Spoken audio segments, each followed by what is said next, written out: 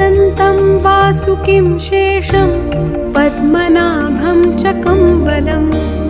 शङ्खपालं धृतराष्ट्रं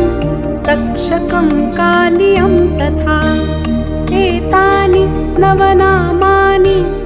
नागानां च महात्मनां सायङ्काले पठेन्नित्यं प्रातः काले विशेषतः तस्य विषभयं नास्ति सर्वत्र विजयी भवेत्।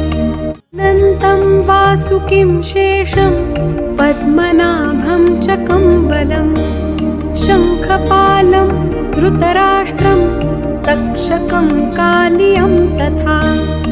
एतानि नवनामानि नागानां च महात्मनां